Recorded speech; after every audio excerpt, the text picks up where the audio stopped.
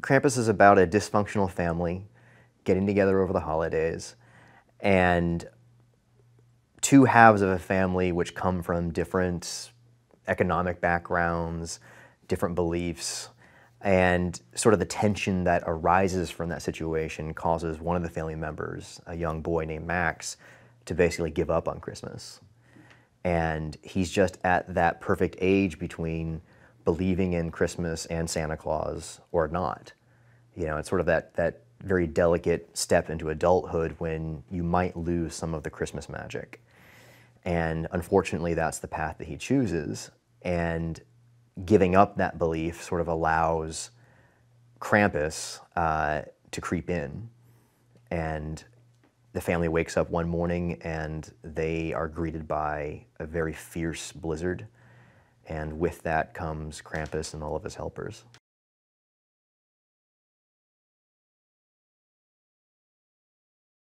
What I find really, really fun is the infectious spirit of Krampus.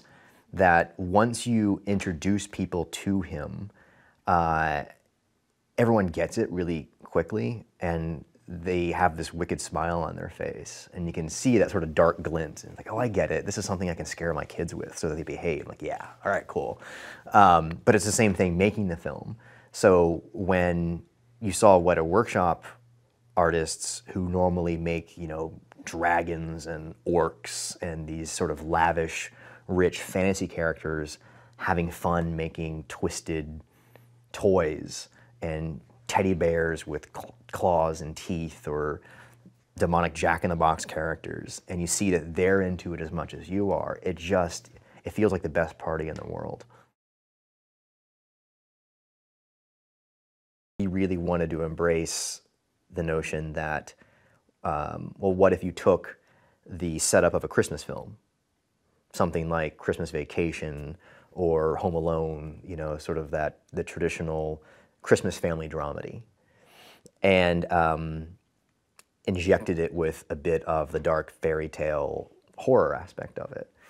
And so we really wanted to make this about a family struggling to get through Christmas, and what if we only made that struggle more difficult by adding a heavy dose of supernatural fun to it.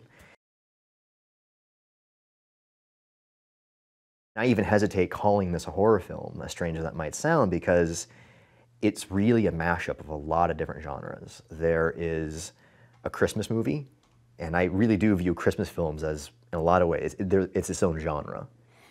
So there's the Christmas film, there's the comedy aspect of it. There's a horror, obviously. It's full of monsters and scares and suspense. But there is also a very heavy dose of dark fairy tale and fantasy to it. In that the reason you see our characters being scared by these creatures or assaulted by these supernatural forces has a sort of fairy tale morality story to it. You know, fairy tales aren't just mindless fantasy, they're meant to teach us something about ourselves or about life. And that really coincides with the Christmas genre as well. So if you go back and you look at A Christmas Carol, you look at It's a Wonderful Life, those are really modern day fairy tales that take these sort of flawed, broken characters and expose them to Christmas magic in the hopes that they can turn things around. And so we kind of took a page from that. Did you know that filming on the Hunger Games Catching Fire left Jennifer Lawrence temporarily deaf in one ear? Sorry? What's that you said? For this and more movie facts, click on more videos. But if you want something else, click on the playlist.